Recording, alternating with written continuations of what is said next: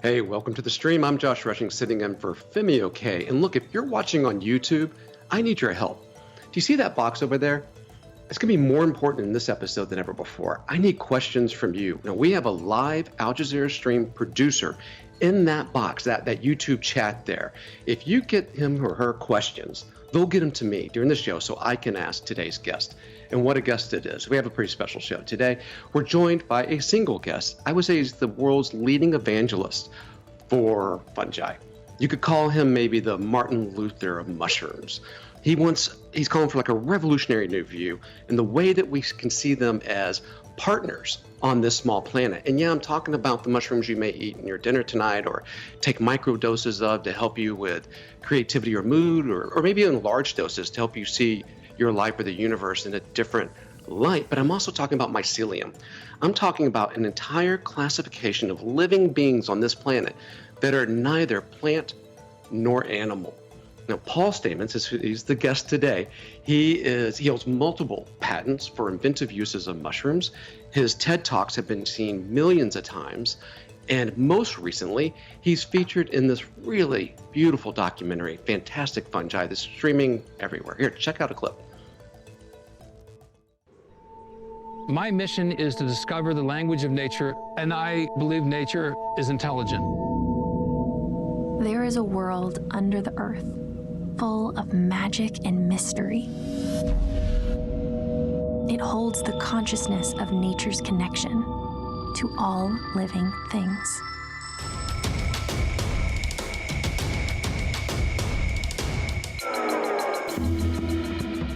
You know, these mushrooms, they can heal you, they can feed you, they can kill you. It's not like a vegetable, and it's not like an animal, but it's somewhere in between. They support life, they convert life. As you're walking, there's about 300 miles of fungi under every footstep that you take, and that's all over the world. The bulk of the organism is growing underground, and it's composed of these long threads called a mycelium. Almost everyone knows about the computer internet. The mycelium shares the same network design. It's amazing what we don't know about mushrooms. They really are a frontier of knowledge. You can filter water. You can create medicinal compounds almost on demand. They have incredible capacity to make things change very quickly. So I am super hopeful. The psychedelic members of the mushroom kingdom are fascinating. I have been a guide for around 350 psilocybin sessions. The most glorious part was that it made me feel more comfortable with living because you're not afraid of dying. We need to have a paradigm shift in our consciousness. What will it take to achieve that? We can heal the planet. We can build the future. And our world is fantastic.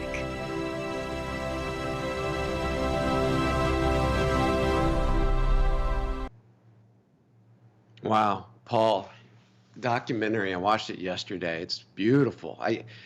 How did they get some of those shots? I know you're friends with the filmmaker, but they just have these incredible time-lapse shots of mushrooms coming up in the forest. How long did it take to make that film? Well, it's a testimonial to Louis Schwartzberg, the producer's stamina. This movie took over 12 years to produce. And many of the time lapse, for those people who've done time lapse, there's all sorts of problems that can occur, you know, and so very few of them actually make the final cut. And so in many instances, he actually had to dig up a section of the forest, you know, like a square meter, and very carefully bring it back to the studio. And then keeping the humidity high enough, and you really don't know what's going to happen. So you look for these little baby primordia, these little white dots coming from the mycelium, and that's the first formation of mushrooms. And so it's basically an educated guess and a lot of luck. All right, look, man, welcome to Al Jazeera. Welcome to the stream. And we need to set this up for an international audience who maybe aren't as familiar with your work. But when we're talking mushrooms, we're actually talking mind-blowingly bigger concept than people might think of if they're just thinking what they see at the market. Can you give us a bit of the origins of fungi on this planet? Well, that's a really good question. In recent fossil records, about 2.4 billion years ago is the example of the first multicellular organism, and that is of mycelium. So the mycelium is, gave birth to animals. This is kind of a big concept for people to understand, is that we are descendants of fungi. We exhale carbon dioxide, fungi exhale carbon dioxide, we inhale oxygen, fungi inhale oxygen. And what fungi digest as nutrients externally. And then when we split from fungi, or fungi gave us birth, we went the route of encapsulating our nutrients in a cellular sac, basically a stomach. And so that was a big divergence, but this is why we have very good antibiotics from fungi against bacteria, but we have very few good antibiotics against fungi because we're so closely related. And even under the microscope, the cells, our cells and that of fungi look very, very similar in their organization. So the mycelial networks create ecosystems. Fungi munch rocks. They eat rocks, and they liberate minerals for plants. And so when fungi join with algae, we form as lichens were formed. It's basically a duality of two kingdoms coming together. It's a little bit more complicated now because there's other organisms involved, but basically that's the case. And fungi marched onto land, munching rocks, breaking it down, liberating it for plants. And so this mutualism, this symbiosis between fungi and plants occurred. And that allowed for the vegetation of land. And then, of course, the vegetation would help feed animals, et cetera. And one thing that people don't really understand very well, that in fact scientists have just come to understand, is that fungi are the foundation of the food web. There's more than 8 miles in a single cubic inch of soil, as the movie showed, more than 300 miles under every footstep. But because fungi produce antibiotics, and we know from penicillin is very good against staph bacteria as an antibiotic, but they also produce probiotics. And so they set the guilds, the communities of microorganisms. So this lattice work, this fine cobwebby mycelium in the ground, selects organisms that cooperate, communities.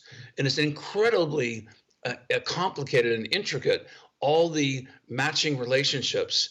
And I believe evolution is not based on the survival of the fittest, but the extension of generosity of surplus.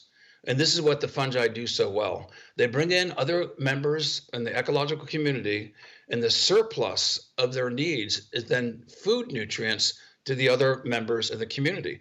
So biodiversity is biosecurity. Mycodiversity determines biodiversity. So you can say that mycodiversity is biosecurity. How much mycelium is there on the planet? Gigatons. There's more carbon. For instance, you look at a tree, there's more carbon in the mycelium associated with the roots of the tree than there is in the tree itself. Now think of that. And this is a big reason why a solution to climate change is building soils. How do we build soils? We grow fungi.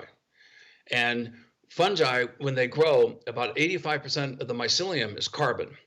And so the biggest reservoir of biological carbon in the soil is mycelium, dead and alive. When the mycelium dies, it's there for years, centuries. And so it's a carbon sink. So the loss of soils, the thinning of soils, the loss of biodiversity is causing famines, is causing climate change, erosion, the loss of biosecurity because the biodiversity is plummeted. And so fungi are a solution for rebuilding the soil ecosystems that leads to sustainability of our food supply. Okay, that brings up one of our first questions from our community. It's PhD Patricia Kaishian. I'm probably mispronouncing that. Kashian is a better attempt at it. Let's play that, actually. Let Paul hear it. One striking statistic is that of the 3 million species of fungi estimated to be in existence on Earth, only about 10% have been described by taxonomists. So you can see that there's this conundrum. Mycology and fungi are critical to life on Earth, but at the same time, understudied. So while I do believe that fungi can play an important role in saving life on planet Earth, I do have fear that we are running out of time to convince people of how truly important fungi are and get that research funded. So my question for Paul has a couple components. One is, what do you think has prevented fungi from being recognized to their fullest potential? And do you see that changing? And if fungi can be recognized to their fullest potential, how do you see that translating into consequential action? That means you nailed it. This is true. It's only about 10% of the fungi have been identified so far. We have between 8 to 10 million species of organisms on this planet, macro and micro estimated. And we have identified only 140,000 species of mushrooms and about 2 million species of fungi. So there's so much that have not been discovered. So to answer this question, the reason why fungi have not been better studied or more studied is they're not as sexy as lions and tigers and birds, and and mushrooms are in and out of your viewscape for a very, very short period of time. You have a familiarity factor with animals and plants that you encounter daily, weekly, monthly, but mushrooms come up and they disappear in a matter of 5 days. Some can heal you, some can feed you, some can kill you, some can send you on a spiritual journey. But then your memory fades. You go, what was that thing that I found last year? And where is it today? Well, it's literally in the ground underneath your feet, existing in mycelial form. So this is why I think we've been slow to recognize. Also, there's a form of biological, I call it biological racism against mushrooms. You mention mushrooms, people say shrooms, or they make a bad joke about being kept in the dark. And it just shows the academic ignorance. And then in the field of mycology, it's not been taken very seriously until recently. Now I believe there's a paradigm shift. There is literally a revolution of interest all across the planet. And the cool thing about mushrooms, it unifies people across political divides, across international divides. I have brought a few of my friends here. These are... Check that out. What is that? These are garden giant mushrooms. It is one of the best mushrooms to grow in the garden. You can see the mycelium hanging. Those are the roots of the mushroom. Oh, yeah. Uh-huh. But these mushrooms come up and they mature literally from this stage here to this bigger stage in one day. Now that's crazy. Wow. These are like cellular explosions and not so in real time. And so that's one reason why we haven't as focused on these mushrooms and fungi as well. I personally believe the field of mycology should be funded as well as the computer industry. I kid you not. It is that essential for our species to survive. And not only us, but many other species. We're losing more than 30,000 species per year in a genome of about 9 million species, let's say. Well, do the math. In 100 years, that's a third of the biodiversity that got us here today, we're losing. And as Jane Paul, that Goodall, brings up... Oh, I'm sorry. No, I will not stop you when you're going to quote Jane Goodall, please. Well, as Jane Goodall said, and she's a super scientist, a primatologist, as many of you know, and she came out very forcefully saying that factory farming and the loss of biodiversity could spell the end of the human species. I kid you not. I agree with her. We have Talking COVID about now. Existential threats. Let's bring up climate change, because we have a comment from someone in the YouTube audience. And by the way, if you're watching this live on YouTube, get those questions in, okay? I want to give them to Paul as soon as possible. But Jack Sparrow asked, can mycelium or fungi have a role in addressing global warming? And we also have a video comment from Adriana L. Romero Olivares, and she's an assistant professor at the New Mexico State University. Let's play that. I'm a scientist and I research fungal responses to global climate change and how their responses impact our ecosystems and the emission of greenhouse gases, such as carbon dioxide. I believe fungi will help us save the world because by understanding how fungi respond to global climate change, we will be able to better plan and adapt for future climate brought by global climate change, and we will be able to develop better mitigation strategies. I live in the desert and I am fascinated by desert fungi, which in most cases are invisible. And I wanted to ask, what is a good way to engage people living in the desert to care for fungi when there's no mushrooms around? So she's in a complete different ecosystem than where you spend your days in the old growth forest. It's fascinating that these things are kind of all over the planet, huh? What do you think about that though with climate change, global warming? Well, I think it's, it's a continuum, based on the amount of debris in the soil and the amount of rainfall, of course. But about 6 years ago, there's massive rains in Arizona and New Mexico, very arid environments. And I had literally dozens of people sending me photographs and whatnot. Mushrooms erupted out of the desert. It doesn't occur every year. It takes maybe a decade, 2 decades, and the mycelium stores up these nutrients in order for the right timing, and then the mushrooms then produce spores, so it's reproducing. So there's literally fungi everywhere. The amount of density of organic material. But she brings up something that's really important to me, and other people in the permaculture movement have known this. In trying to create oasis environments, basically trying to put lenses of debris, compost, the mycelium then is breaking it down, then mushrooms come up. Mushrooms generate water when they break down wood, for instance, or straw. 10 to 20% of the mass of wood or straw is converted into water. So they hydrate the environment in advance of their growth. They sweat out these water droplets full of enzymes that break down the surrounding wood or straw or even toxic waste. And in doing so, the mycelial mats grow out.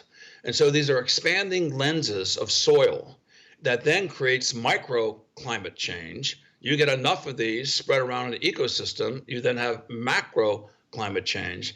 What an amazing discovery is that the spores of mushrooms are nuclei for rain droplets. So when you have mushrooms growing, producing spores, then these nuclei of spores are going up, collecting moisture, and then it precipitates into rain. So this is an amazing process, because once this process starts, it's a domino effect leading to ecological restoration and the expansion of soil. So what people can do, like with a garden giant mushroom, it'll take 12 inches of wood chips and create 1 inch of soil in about 4 or 5 months. That's remarkable.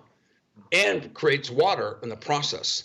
So then the water lenses that are being created, it hydraulically brings up the water table from deep down below, because the mycelium also channels down deeply, and then these become conduits raising the water tables. And so you lead to ecological restoration very, very quickly. So you can take bare sand, put in 12 inches of wood chips or cacti or any other plant material, straw, and the mycelium will be resident in there anyhow. If you put the garden giant, then you've got an edible mushroom that's really good for the plants, et cetera.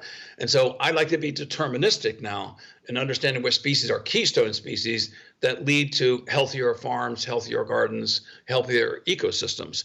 Because if you just do randomly all fungi, you are not going to get there as quickly as we know now by using these fungi that are really specifically beneficial.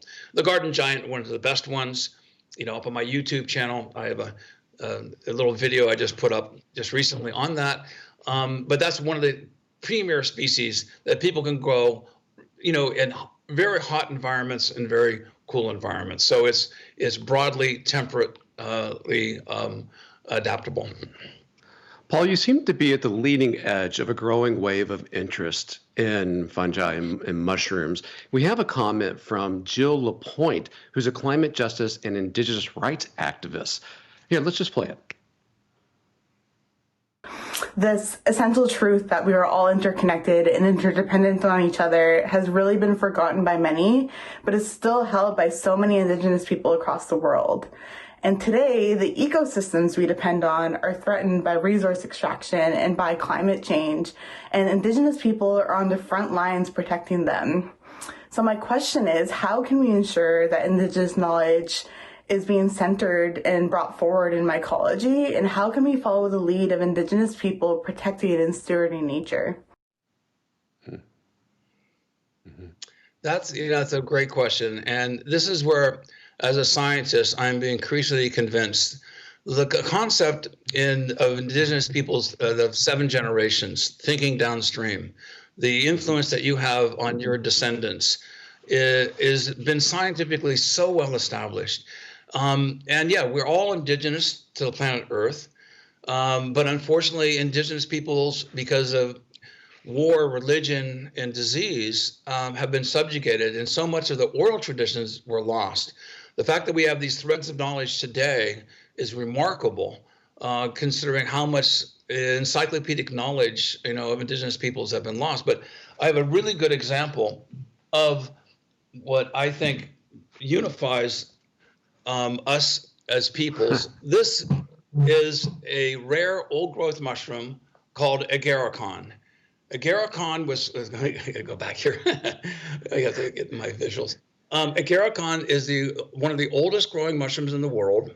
It grows only in the old-growth forests of North America, British Columbia, Washington State, Oregon State, Northern California, and some sky islands in Europe. Well, Dioscorides in 65 AD, 2,000 years ago, Greeks discovered that this mushroom was highly powerful as an anti-inflammatory.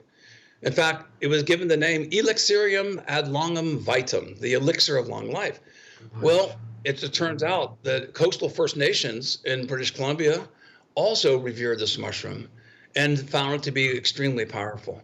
So there is an example that across the other 2 regions of the world, Indigenous people in Greece, Indigenous people in the Northwest, both found that this rare old-growth mushroom is extremely important in their pharmacopoeia, as in their medicine chest. Paul, I've got to interrupt because we only have 3 minutes left in this show. We have tons of questions coming in on YouTube. We're not going to be able to get to them. So here's what I need people to do. If you're watching on YouTube at 12:30 Eastern time, figure out what time that is wherever you are in the world, join us on Instagram. We're going to do an Instagram live at 12:30 Eastern. That is ajstream, at ajstream. But before we leave the show, Paul, I know you wanted to touch on microdose.me. Can you tell us what that is? Right. Microdose.me is the largest survey ever of people using psilocybin and other psychedelics at below threshold of feeling. It's called subsensorium, below the threshold of noticeability. And microdosing now, we have an app at microdose.me for the Apple devices. It's free. And now we have over 12,000 subscribers. We are just now opening up the databases, and the results are phenomenal. And taking psilocybin in particular at a microdose level, it increases mood, it decreases depression, it decreases anxiety. And statistically, the numbers that we're seeing are absolutely phenomenal. Dare I say, it could be the most powerful statistical evidence of any psychotherapeutic drug ever seen. And so, and moreover, we have found that the analogs inside psilocybin mushrooms that are analogs of psilocybin promote neurogenesis, rebuild neurons. And so this is very exciting because these are non-addictive. You use the macro doses, spiritual doses that the movie talks about. That's 1 or 2 times a year, maybe 1 time in your life. But the microdoses are basically taking these at such small amounts, they can help your neurogenesis, your creativity, we believe. And now we're measuring coordination, eyesight, hearing. But the information that we have now, which will be published soon in peer-reviewed scientific journals, show unambiguously the effect of microdosing is extraordinarily powerful at fighting depression, fighting anxiety, increasing mood, and Paul, we believe creativity. I've got to stop you. I've got 30 seconds left. This is the strongest appeal I've ever made. You must join us on Instagram Live at ajstream because it's going to get philosophical. We're going to talk about what he just mentioned, microdosing, big trips, and what it can do for changing the way you see yourself, the universe. We're going to talk about life, death, meaning, and purpose. It's all going to be there. Join us on Instagram Live at ajstream, 12:30 Eastern Time. Today, if you're seeing this on Al Jazeera English, you can find this. It's already posted on ajstream's Instagram. Paul, incredible show. Thank you for joining me, and I will see you really soon on Instagram Live.